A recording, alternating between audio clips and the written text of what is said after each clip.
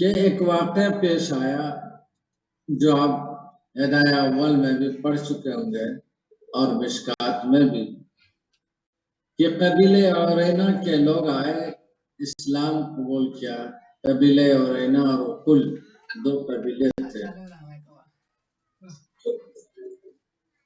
مدینے میں ان لوگوں نے دودھ و ماش اختیار کی تھی، لیکن وہاں کی فضا آب و ہوا راس نہیں آئی۔ ان کے پیٹ پھولنے لگے، جسم ورم ہونے لگا۔ تو حضرت صلی اللہ علیہ وسلم نے ان سے فرمایا کہ باہر جا کر رہو، اور یہ بھی فرمایا کہ اس کے ابوال و البان پیو، اونٹ کے۔ اشربو من ابوالہا و البانہا، اونٹ کے ابوال پیشاب اور البان دودھ پیا کرو۔ یہ لوگ باہر گئے تو وہاں پینے لگے اور باہر رہنے لگے، مدینے سے باہر، تو ان کی صحت ٹھیک ہونے لگی اور یہ ابوال نے فائدہ پہنچایا۔ یہ ایک مستقل بحث ہے کہ آیا اونٹ کا پیشاب یا وہ جانور جو معقول لحم ہے وہ طاہر ہے یا نجس ہے؟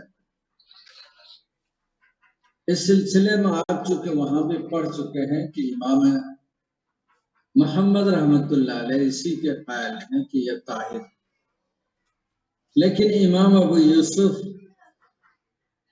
اور امام ابو حنیفہ اس کے طہارت کے قائل نہیں ہیں، یہ طاہر نہیں مانتے۔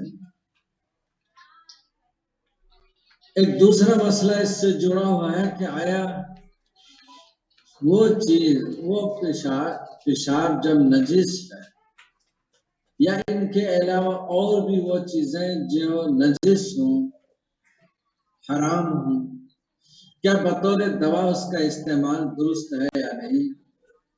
امام صاحب اس کے بھی قائل نہیں، وہ کہتے ہیں کہ جو چیز حرام ہے، جو چیز نجس ہے، اللہ نے اس میں شفا نہیں رکھی، اس لیے اس کا استعمال ہے۔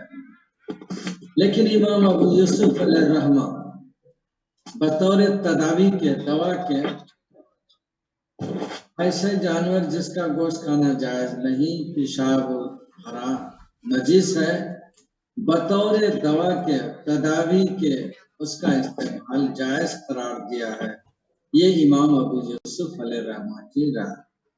تو اسی طرح یہ اونٹ کے پیشاب کے بارے میں یہ بحث آتی ہے۔ امام ابو یوسف فرماتے ہیں کہ بطور تداوی کے اس کا استعمال جائز ہے، جیسا کہ قبیلے اورینا کے لوگوں کے ساتھ ہوا۔ صاحب ہدایہ نے وہاں بھی جواب دیا تھا، اشارہ کیا تھا ایک جملے میں، کہ دراصل قبیلے اورینا کے لوگ اسلام تو لے آئے تھے، لیکن ان کے دل میں، دماغ میں زیغ و زلال تھا، اور جس کا اثر بعد میں ظاہر بھی ہوا کہ انہوں نے سرکاری عملہ جو وہاں اونٹ کے چرواہے تھے ان کے ساتھ ناروا سلوک ہی نہیں بلکہ ظلم کیا، ان کو مار ڈالا اور ان کے آنکھ پھوڑ ڈالے۔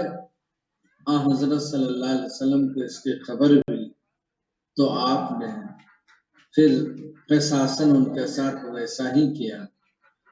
یہ واقعہ بتاتا ہے اس بات کو، یہ اشارہ ہے اس بات کی طرف کہ ان کی شرط صحیح نہیں تھی، اسی لیے زجرن، سزاً حضرت صلی اللہ علیہ وسلم نے ان کو ایسے جانور جو جن کا پیشاب نجس تھا ان پہ پینے کا حکم دیا، اور اس کے دودھ کے بھی، تاکہ وہ پی سکے زندہ رہ سکے۔ تو ابوال پینے کا جو حکم دیا آپ نے، دراصل آپ کو وحی الہی سے ان کی فہرست معلوم ہو چکی تھی کہ یہ جن کو مدینے کی آب و ہوا راس نہ آئے، اس کا مطلب ہے کہ ان کی فطرت سالم نہیں ہے، اس لیے آپ نے باہر بھیج دیا اور سزا یہ حکم دیا، اور بعد کے واقعے نے اس کی تصدیق کر دی۔ اس لیے اس واقعے کو عام حالات پر منطبق کرنا اور اس سے استدلال کرنا امام ابو حنیفہ نامناسب سمجھتے ہیں، اور یہ کہتے ہیں کہ ابوال چاہے جس جانور کا بھی ہو، معقول اللہ ہو یا غیر معقول اللہ، وہ نجس ہے، حرام ہے۔ اسی کو آپ نے یا امام حنیفہ نے کہا یکرہ لحوم الاتن والابانها وابوال الابل، یہ گدھی کا دودھ اور اس کا پیشاب، اسی طرح اونٹ کے پیشاب، یہ سب مکروہ تحریمی ہے یا تحریمی۔ ایک بات یہاں یاد رکھیے، فقہا جب یکرہ کا لفظ جہاں بھی مطلق ہے تو عموماً وہ مکروہ تحریمی پر مبنی، اور جہاں کہیں تنزیہی ہوتی ہے تو جو فقیہ بیان کرتے ہیں تو آگے وہ کراہت تنزیہ لکھ دیتے ہیں، کراہت تنزیہ کا تذکرہ صراحتاً کر دیتے ہیں، اور اگر تذکرہ نہ ہو تو یکرہ کا لفظ، مکروہ کا لفظ مکروہ تحریمی کے معنی میں معمول ہوگا، اسی پر معمول ہوتا۔ اصلاً مکروہ تحریمی ہی ہے، بعض ایسی جگہیں ہیں جہاں تنزیہی ہوتی ہیں تو ان کی صراحت کر دیتے ہیں۔ آگے آپ لوگ جب جائیں گے انشاءاللہ تو جب پڑھیں گے علامہ شامی کی کتاب یا اور دیگر فقہا کی کتاب تو وہ ان چیزوں کو ظاہر کر دیتے ہیں، وہ بحث بھی کرتے ہیں کہ یہ تحریمی یا تنزیہ۔ البحر الرائق ہے علامہ ابن نجیم کی تفسیری کتاب ہے، اس میں بھی وہ ان چیزوں کا تذکرہ کرتے ہیں۔ علامہ علاء الدین کاسانی بدائع الصنائع میں، بدائع الصنائع فی ترتیب مسائل میں، اس میں بھی وہ صراحت کرتے رہتے ہیں کہ یہ تنزیہ یا تحریمی ہے، پھر اصول بھی بیان کرتے ہیں، دلیل بھی دیتے ہیں۔ بدائع الصنائع فی ترتیب الشرائع۔ اب آگے دیکھیں، وقال ابو یوسف و محمد لا بأس بأبوال الابل، یہاں تو یہ بات کہہ رہے ہیں کہ امام ابو یوسف و امام محمد فرماتے ہیں کہ کوئی حرج نہیں ابوال الابل میں، یعنی اونٹ کے پیشاب کے استعمال میں کوئی حرج نہیں، لیکن ظاہر بات ہے امام محمد کی تو یہ بات ہے وہ طاہر سمجھتے ہیں، امام ابو یوسف تو طاہر نہیں سمجھتے ہیں، تو صاحب ہدایہ نے آگے تشریح کر دی وَتَأْوِيلُ قَوْلِ أَبِي يُوسُفَ أَنَّهُ لَا بَأْسَ بِهَا لِلتَّدَاوِي، امام ابو یوسف جو کوئی حرج نہیں سمجھتے ہیں وہ بطور تداوی کے، عموماً نہیں ہے کہ اس کے ابوال پیے جائیں، ابوال بطور تداوی کے، بطور دوا علاج کے، ابوال ابل کی گنجائش امام ابو یوسف نے بیان فرمائی، لیکن امام ابو حنیفہ کسی طرح بھی تداوی کے طور پر بھی اس کو جائز قرار نہیں دیتے۔ وقد بین هذه الجملہ فيما تقدم في الصلاة، یہ خود کہہ رہے مصنف کہ ہم نے تو اس تفصیل کو کتاب الصلاة میں پہلے بیان کیا ہے اور کتاب الذبائح میں، فلا نعیدها، یہاں دوبارہ اس کو نہیں لوٹا۔ واللبن متولد من اللحم، دودھ پیدا ہوتا ہے گوشت سے، فأخذ حکمہ، لہذا جو گوشت کا حکم ہے وہی دودھ کا حکم، یہ دلیل دے رہے ہیں۔ ظاہر بات ہے، اب بھینس ہے اس کا گوشت جائز ہے تو اس کا دودھ بھی جائز، گائے کا گوشت جیسے جائز دودھ بھی جائز، بکرا بکری وغیرہ۔ آگے پڑھو بھائی، وَلَا يَجُوزُ الْأَكْلُ وَالشُّرْبُ وَالْإِدْهَانُ وَالتَّطَيُّبُ فِي آنِيَةِ الذَّهَبِ وَالْفِضَّةِ لِلرِّجَالِ وَالنِّسَاءِ، کھانا پینا، تیل، خوشبو کا رکھنا، سونے اور چاندی کے برتن میں مردوں عورتوں کسی کے لیے بھی جائز نہیں۔ آپ اپنا عطردان سونے کا بنا لیں، چاندی کا بنائیں، یا برتن کھانے کی پلیٹ وغیرہ گلاس پینے کے لیے سونے چاندی کا ہو تو فقہا نے اس کو ناجائز قرار دیا ہے۔ اور اس لیے کہ حضور نے اس پر فی الذی یشرب فی اناء الذهب والفضة انما یجرجر فی بطنہ نار جہنم، تو اس برتن کے بارے میں، سونے چاندی کے برتن کے بارے میں جو شخص پیے گا تو آپ نے فرمایا کہ وہ جہنم میں کھینچ کر لے جانے، آگے نارے جہنم میں کھینچ کر لے جانے والی چیز۔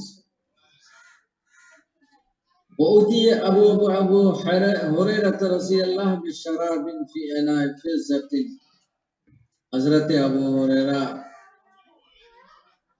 چاندی کے برتن میں عطا، حضرت ابو ہریرہ چاندی کے برتن میں پینے کی چیز لے کر حضور کی خدمت میں حاضر ہوئے، فلم یقبل، آپ نے قبول نہیں فرمایا، اور آپ نے فرمایا نہانا عنہ رس، اور انہوں نے مجھولی پڑھے۔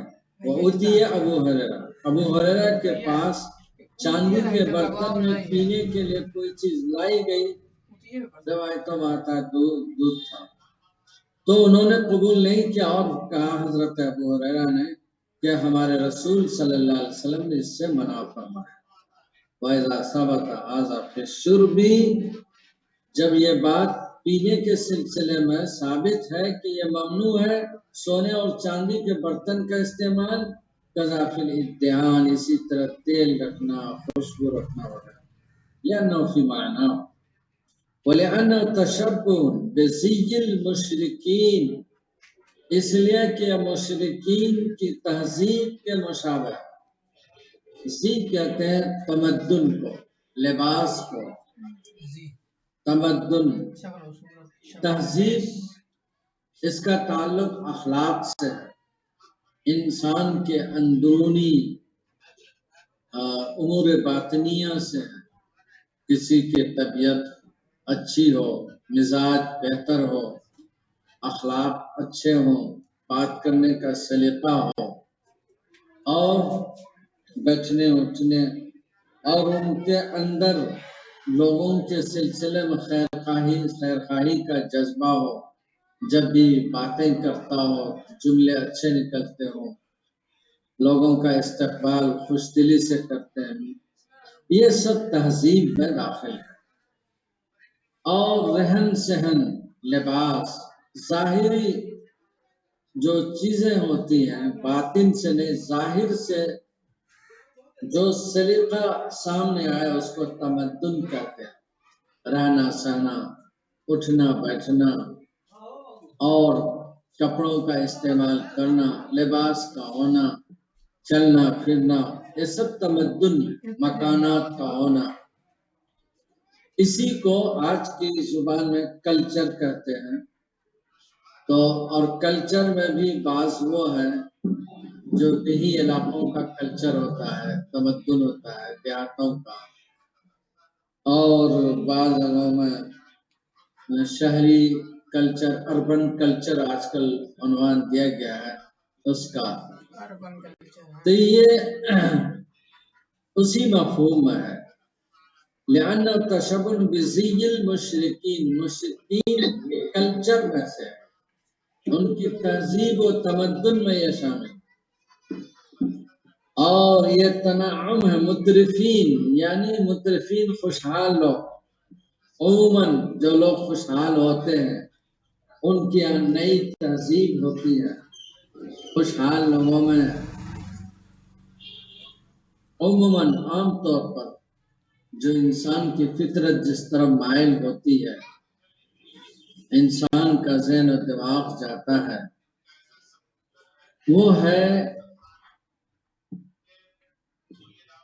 بڑاپن کا احساس ہونا، کبر کی طرف جانا، اسی کو کہتے ہیں خیلا، یعنی تفاخر کا ہونا، خیلا کا ہونا۔ یہ مترفین میں زیادہ ہوتا ہے۔ مترف ان لوگوں کو کہتے ہیں مترفین جو سماج میں اپنی معاشی پوزیشن اچھی ہونے کی وجہ سے صاحب اقتدار ہوں، جن کی لوگ اتباع کریں، پیروی کریں۔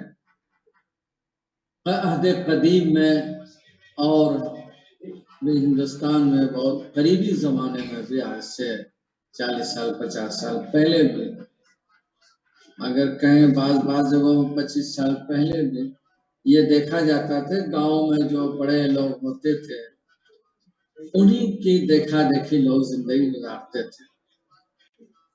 اب سنے ہوں گے کہ اگر الیکشن آتا تھا تو لوگ گاؤں کے بڑے آدمی کے پاس جاتے تھے اور پوچھتے تھے کن کو ووٹ دیں گے۔ اب وہ جن کی طرف اشارہ کرتے ہیں ان کی طرح ان کو ووٹ دیتے تھے۔ اسی طرح ہر وہ چیز جو پہناؤ اڑاؤ میں جیسی جیسی قدرت ہوتی وہ اختیار کرتے۔ تو یہ مترفین ہیں۔ قرآن مجید میں آپ پڑھے ہوں گے وَإِذَا أَرَدْنَا أَن نُهْلِكَ قَرْيَةً أَمَرْنَا مُتْرِفِيهَا فَفَسَقُوا فِيهَا فَدَمَّرْنَاهَا تَدْمِيرًا۔ کسی گاؤں والے میں جب کوئی برائی پھیلتی تھی تو اللہ تعالیٰ کہتے ہیں کہ ہم نے حکم دیا وہاں کے مترفین کو، یعنی خوشحال وہ لوگ جن کی لوگ اتباع کرتے ہیں ان کو اصلاح کا حکم۔ امرنا آیت ذرا مشکل ہے اس کا مطلب، تو ہم امرنا مترفین، ہم مترفین کو حکم دیتے ہیں اصلاح کی، کہ وہ اصلاح کریں، اس لیے کہ لوگ انہی کی اتباع کرتے ہیں۔ لیکن بجائے اصلاح کے یہ مترفین، یہ گاؤں کے لوگ یا یوں کہیے کہ ملک کے شہنشاہ یہ خود اسی میں مبتلا ہو جاتے ہیں۔ فَفَسَقُوا فِيهَا، جب وہ بھی فسق و فجور کرنے لگتے ہیں، فَدَمَّرْنَاهَا تَدْمِيرًا، تو ہم اس کو ملیا میٹ کر دیں۔ تاریخ یہی بتاتی ہے۔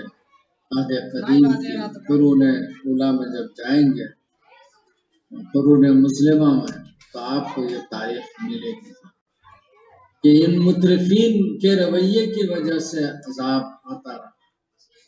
تو یہاں واقعی مترفین ایک خاص مفہوم ہے جس کو قرآن نے بیان کیا، اسی مفہوم کو ہم ظاہر کرنے کے لیے آج کل دنیا میں جو کلچر چل رہا ہے، چاہے اربن کلچر ہو یا پھر سویلین ہو یا گاؤں سماج کے ہوں، یہ ان تمام کلچر میں اتباع نوجوان نسل، نوجوانوں میں بھی خاص طور پر تو خواتین مترفین کے کلچر کو زیادہ پسند کرتے ہیں اور لوگ کرتے ہیں، اس کو اختیار کرتے ہیں، اور نتیجہ یہ ہوتا ہے کہ اس کلچر میں وہ ڈوب جاتے ہیں۔ تو پھر فقہی اور اسلامی تعبیر اس کے لیے زی کا لفظ آتا ہے۔ موجودہ دور کے جو فقہا ہیں، آپ شیخ مصطفیٰ زرقا بڑے فقیہ گزرے ہیں، اور دکتور وہبہ زحیلی، شیخ وہبہ زحیلی سب دمشق یونیورسٹی میں لوگ پروفیسر رہے ہیں، اور مصطفیٰ زرقا وغیرہ کا بڑا مقام رہا ہے۔ ابھی دکتور زیدان ہیں یا شیخ ابو زہرہ ہیں، ان کے استاد شیخ عبدالوہاب خلاف ہیں۔ ان حضرات کے یہاں جو تعبیرات ہیں ابھی موجود ہیں، شیخ علامہ یوسف قرضاوی، ان کی کتابیں پڑھیں گے تو وہ تمدن کا لفظ استعمال کرتے ہیں۔ انہی تعبیرات کی زی اور تنعم، ان چیزوں کے جامع معنی تمدن۔ تمدن کو بار بار ہم اس لیے اس کی مزید تشریح کر رہے ہیں کہ آج کی دنیا میں جو موجودہ دنیا ہے اس وقت تمدن کو بہت اہمیت حاصل ہے، تمدن کو بڑی اہمیت حاصل ہے۔ تمدن اور معاش یہ دو چیزیں اس وقت دنیا کے ارد گرد ہیں۔ آج کل جو کمپنیاں بن رہی ہیں یا فائنانس کے جتنے اصول طریقے ایجاد کیے جا رہے ہیں، اس میں جہاں سرمایہ دارانہ روح ہے، کیپٹلزم کی روح ہے، کمپنیاں جو اصول ضابطے سرمایہ کے ذخیرہ کے لیے کرتی ہیں، فائنانس کے جو سرمایہ کاری کا جو نظام بناتی ہیں، ان میں مترفین کے خیالات اور ان کے نظریات اور ان کے کلچر اور تمدن کو بڑا دخل ہے۔ آپ چاہیں کہ ہم اپنی بہن یا بھانجی بھتیجی کا کپڑا ہم لیں اور چلے جائیے بازار، پورے بازار میں گھوم جائیں، آپ کو وہ لباس جو شرعاً پسندیدہ ہو ڈھونڈ لیں، آپ کو نہیں ملے۔ آپ اپنے بھتیجے کے لیے، بھانجے کے لیے، بھائی کے لیے چاہیں گے کہ کوئی ہم ریڈی میڈ دکان پر جا کر صاف ستھرا لباس لے لے جو صحیح ہو، اسلامی نہج پر ہو، آپ کو نہیں ملے۔ پورے بازار گھوم جائیں گے، نہیں ملے۔ اس لیے کہ کمپنیاں جن چیزوں کو پیش کرتی وہ اسی تمدن کے نقطہ نظر سے جن کو ان کو پیش کرنا ہے، اور لوگ اس کو خریدتے ہیں، استعمال کرتے ہیں۔ ہر ایک استعمال میں اپنا یہ ہے، بااختیار ہے، کریں۔ ایک اختیار لوگوں کا اپنا ہوتا ہے، اور اختیار وہ ہے جو رسول اللہ صلی اللہ علیہ وسلم نے بتایا۔ اہل ایمان تو رسول اللہ صلی اللہ علیہ وسلم کی ایک ایک چیز کو پسند کرتے ہیں، اور جن میں اس کی کمزوری ہوتی ہے وہ اپنے اندر بھی وہ ترازو رکھ سکتے ہیں، وہ اہل دنیا کی طرف بھاگتے ہیں۔ آپ کو یاد ہوگا کہ صحابی جلیل جب رستم کے دربار میں گئے اور وہاں دسترخوان پر تھے، نوالا میں سے کچھ گر گیا تو اٹھا کر کھا لیا۔ دوسرے صحابی نے اپنی کوہنی سے ٹھوکر لگایا کہ یہ کیا کر رہے ہو، لوگ کیا سمجھیں گے، شاہنشاہ کا دربار ہے، اور ظاہر بات ہے روم یہ ایران کی تہذیب بہت تھی، اس زمانے کی معیاری تہذیب تھی، ایسے زمانے میں سپر پاور لوگ تھے دنیا، یہ مترفین میں یہ شامل تھے، لوگ ان کی اتباع کرتے تھے۔ جواب تھا، یہ مومنانہ جواب تھا، اترک سنت حبیبی لحاظ الحمقاء، کیا میں اپنے حبیب کی سنت کو ان بیوقوفوں کی وجہ سے چھوڑ دوں؟ یہ نہیں ہو سکتی۔ یہ تھا ایمانی جذبہ، یہ انہوں نے کیا۔ اس لیے یہ موجودہ دور میں جو تمدن ہے اور اس کے اندر بڑی وسعت آئی ہے، لباس میں، پہناؤ اور مکان میں، استنجا خانوں میں، اور ہر طرح کی اٹھنے بیٹھنے میں، نشست و برخاست میں، شہر کے بسانے میں، اور اس کے اندر ہوٹل میں، ہوٹلوں کے انداز میں، اور وہاں رکھنے کی، آپ کوئی ہوٹل بک کرائیے، آپ کو وہاں ٹی وی کی سہولت بھی ملے گی، وہ تمام چیزیں جو آج کا کلچر عام ہو رہا ہے وہ ساری چیزیں ہوں۔ بات یہاں تک ہوتی تو، لیکن اس کو سمجھ لیجیے کہ آج کے جو کی دنیا میں تمدن کو وہاں سے پھیلا کر معاشرتی زندگی میں بھی داخل کیا، یعنی جس کو پہلے ہم لوگ سوشل سائنس کہتے تھے، جس کو علوم سماجی کہتے تھے، ان کو اس میں کلچر میں شامل کر دیا۔ آج نکاح ہے، طلاق ہے، اور اسرہ سے متعلق، عائلی زندگی سے متعلق جو کچھ چیزیں بھی ہیں ان سب کو کلچر میں شامل کر دیا، اس کو تہذیب میں شامل کر دیا۔ نکاح کیسے ہو، رہنا سہنا، مرد اور عورت کا ایک ساتھ رہنا کیسے ہو، اولاد کیسے ہوں، اور پھر ان دونوں کے درمیان کے تعلقات کن اصولوں اور بنیادوں پر ہوں، ماں باپ ہیں تو ان کی کیا حیثیت ہوگی، بھائی بہن ہیں تو ان کی کیا حیثیت ہوگی۔ یہ ساری چیزیں جو ہے خاص کلچر کے تحت جو پہلے الگ الگ چیزیں تھیں ان کو تمدن میں شامل کر گویا تمدنی زندگی کا دائرہ وسیع ہو گیا، اور تمدن ہی میں احوال الشخصیہ کا بھی مضمون آ جاتا ہے۔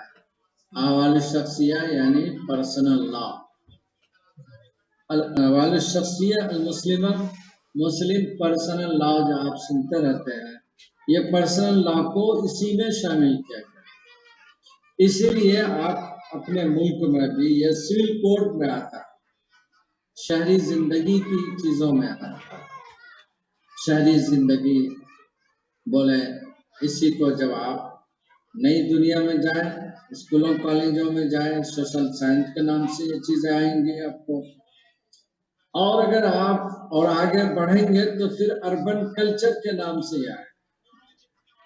اسلامی موجودہ جو اسلامی اسکالرز اس کو عنوان دیتے ہیں تمدن کا عنوان دیتے ہیں، وہ تمدن میں یہ سب شامل ہے۔ اسلام نے کسی تمدن کو نکارا نہیں ہے، بلکہ ان تمدن کے سلسلے میں وسیع خیالات ان بنیادوں پر ہیں جس میں کہ اسلام کی روح موجود ہو۔ تمدن کو اسلام نے ایک خول بتایا، ایک ظاہری چیز بتائی ہے، لیکن وہ ایک روح اس کے اندر موجود ہو، وہ ایمان کی روح ہو اور سنت کی روح ہو، تو پھر اس کو اختیار کرنے میں کوئی حرج نہیں۔ اسی لیے لباس کے سلسلے میں حضرت صلی اللہ علیہ وسلم نے یہ نہیں بتایا کہ اس طرح پہنو اس طرح پہنو، چند چیزیں بنیادی کہہ دیں، خیالہ نہ ہو، یعنی مترفین کا اس میں طرز نہ ہو۔ مترفین کا وہ لوگ جن پر اللہ کی نظر، اللہ کی پھٹکار پڑی اور معذبین ہوئے دنیا میں، ان پر عذاب آیا، ان کا طریقہ نہ ہو، ان سے بچایا گیا خیالہ سے۔ اور عام طور پر وہ لوگ ٹخنوں سے نیچے لباس پہنتے تھے، اپنے لنگی ہوں، پتلون ہو، کچھ بھی ہوں، بس لفظ خیالہ استعمال کیا، وہ چاہے جس طرح کا ہو۔ اسی طرح آپ نے دو چیز بتائی کہ تنگ نہ ہو بلکہ لباس وسیع ہو، سطر کے لیے ہو۔ ایک ہے ضرورت سطر کو ڈھکنا، یعنی جسم کا کہ وہ اعضاء جن کو انسان دوسروں کے سامنے کھلنا پسند نہیں کرتا، انسان کی طبیعت اس کی یہ گوارا نہیں کرتی کہ ان کے جسم کا وہ حصہ کھل جائے جس کو سطر کہتے ہیں، یہ اس کا حکم لزومی ہے۔ اور اس کے علاوہ جسم کا وہ حصہ جو اگرچہ سطر میں داخل نہیں ہے لیکن اعلیٰ اقدار کے لیے ہوا کرتا ہے، اس کو مثلاً کرتا ہم پہنے، ٹوپی پہنے، شیروانی پہنے، اس میں اسلام نے وہ طریقہ اختیار کرنے کو کہا کہ چست نہ ہو، ایسا ہو کہ جسم کے ڈھانچے کو، اسٹرکچر کو ڈھک دے۔ مثلاً آپ نماز پڑھنے جائیں، رکوع میں جائیں، سجدے میں جائیں، تو آپ کا اگرچہ آپ نے سطر ڈھک لیا ہے، آپ پینٹ پہنے ہوئے، پاجامہ پہنے، اس سے کوئی حرج نہیں، لیکن جسم کا وہ حصہ جو حیا سے تعلق رکھتا ہے وہ اس طرح نہ ہو کہ وہ کھلا ہوا محسوس ہو۔ اس لیے اوپر سے ایک کپڑا جس کو کرتا کہتے ہیں تھوڑا لمبا ہو، پورے اسٹرکچر کو ڈھک دے، یہ تہذیب میں شامل ہے۔ اس کو کمال کہتے ہیں. یہ ایک تو بنیاد ہے سطر، اور اس پر حیا کا پردہ ڈال دے تو یہ کمال سطر ہے. اس کا اسلام میں خیال ہے. بس یہ دو تین چیز خیالہ نہ ہو، فخر و غرور کے طور پر استعمال نہ ہو، مترفین کا طریقہ نہ ہو، زی المشرکین والمترفین نہ ہو. اور دوسری بات یہ ہے کہ سطر ڈھکے، اور سطر کے ساتھ ساتھ اس تہذیبی انداز بھی ہو، انسان کے اعلیٰ اخلاق اور اعلیٰ اقدار، اس سے مورالٹی کا جو بلند معیار ہے وہ ظاہر ہو. یہ بس اتنی بات کہہ دی گئی. اب اس میں انسان آزاد ہے کہ وہ کس طرح کے رنگ کا پہنے، موٹا کپڑا پہنے، پتلا پہنے، تنگ پہنے. البتہ عورتوں کے لیے یا مردوں کے لیے بھی اتنے باریک کپڑے کے استعمال سے آپ نے منع فرمایا جو چغلی کھائے، جسم کے حصے کو ظاہر کر دے، خاص طور پر خواتین کے لیے. ان کے ظاہر بات ہے وہ صنف نازک ہیں، وہ سراپا پردہ ہے، ان کے لیے ہدایات کچھ زیادہ ہیں. اور قرآن مجید نے صاف کہا ہے کہ جب وہ نکلے یدنین بجلابیبہن، وہ نکلے تو اپنے جلابیب کو اوپر سے ڈال لیں، جس کو آج کل نقاب کہتے ہیں، برقع کہتے ہیں. یہ ہدایات کتاب اللہ نے خود دی ہیں. اور ان میں نکلنے میں یہ خود قرآن نے کہا ہے کہ ذالک ادنی یعرف، یہ ان کی پہچان کے لیے یہ معمولی علامت ہے. جب آپ ڈھک کر نکلیں گی تو لوگ، معاشرے کے لوگ جن کی نظر پڑے گی وہ سمجھ جائیں گے کہ یہ شریف عورت ہے، یہ شرفاء کے گھرانے سے تعلق رکھتے ہیں. اس لیے آپ بہت سی چیزوں سے محفوظ ہو جائیں. لوگ جملے نہیں کسیں گے، چھیڑ چھاڑ نہیں کریں گے. اس میں آپ کی حفاظت ہے. قرآن نے خود ان چیزوں کی طرف اشارہ کیا. بلکہ بات لمبی ہو گئی، چونکہ لفظ آ گیا اس میں ایسا تشبہ بالمشرکین وتنعم بتنعم المترفین والمسرفین. مسرفین وہی وہ لوگ جو اسراف کرتے ہیں، فضول خرچی میں لگے رہتے ہیں.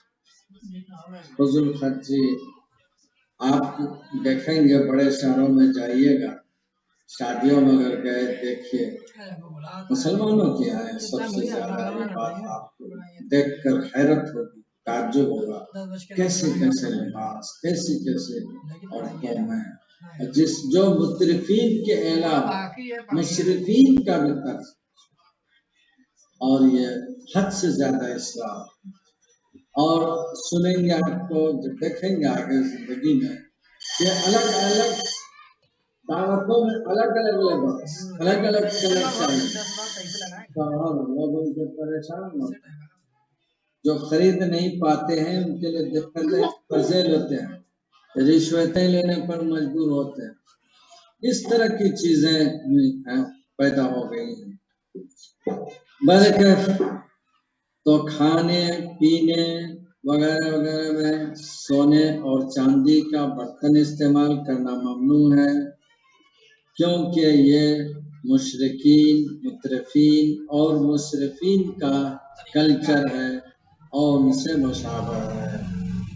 اور آپ نے فرمایا من تشبہ بقوم فہو منہم، جو کسی قوم کی مشابہت اختیار کرے وہ انہی میں سے ہوگا. اللہ کے ہاں قیامت کے دن جب اٹھایا جائے گا وہ انہی میں شمار ہوگا. اسی طرح کریں کہ الاکل بملعقۃ الذھب والفضہ، کھانا چمچے جو ہوا کرتے ہیں سونے اور چاندی کے چمچے ہوں، سرما دانی ہوں، اور اسی طرح سرما دانی کا یہ وہ نکالنے کا جو آلہ ہوتا ہے وہ ہوں، یہ سب سونے چاندی کا نہیں. وَكَذَلِكَ مَا أَشْبَهَ ذَلِكَ الْمِكْحَلَ سِمَّدَانِ وَالْمِرَاء، جیسے یہ ہے آئینہ ہے، اس کے چاروں طرف سونے کا بنا ہوا وغیرہ، اور ان کے حد تو یہ ہے دولت مند لوگ اب استنجا خانے بھی سونے کے بناتے ہیں. حالانکہ اسلام نے ان چیزوں سے ان اسراف سے روکا ہے۔ ولا بأس باستعمال آنية الرصاص والزجاج والبلور والعقيق، یہ سب پتھر ہیں، ان سب کے استعمال میں پتھر کی چیزوں کے استعمال میں کوئی حرج نہیں۔ ہاں امام شافعی نے فرمایا ان کے یہاں مکروہ ہے، لأنه في معنى الذهب والفضة في التفاخر کی، اس لیے کہ ذهب فضہ ان تفاخر میں کی طرح یہ بھی ہے۔ قلنا ليس كذلك، ایسا نہیں ہے، لأنه ما كان من عادتهم، اس لیے کہ مشرکین کی عادت تفاخر کی غیر ذهب اور فضہ میں نہیں ہے۔ مشرکین تو سونے کے اپنے وہ بھی بناتے تھے، عبادت کی چیزیں بھی بناتے تھے اور طرح طرح کا استعمال کرتے تھے سونے اور چاندی کا، اس لیے امام صاحب کہتے ہیں کہ ایسا نہیں ہے۔ اور امام شافعی علیہ الرحمہ فرماتے ہیں کہ نہیں، تفاخر میں اور بھی شامل ہے، یہ بھی بلور، عقیق، زجاج اور رصاص، یہ سب پتھر ہیں جو قیمتی ہوتے ہیں۔ گھنٹہ ہو گیا دوسرا۔ حضرت یہ ابھی جو کچھ اوپر میں گزرا ہے وَنَحْوَهُ لِأَنَّهُ فِي مَعْنَاهُ، اس کا کیا مطلب ہے حضرت؟ لأنه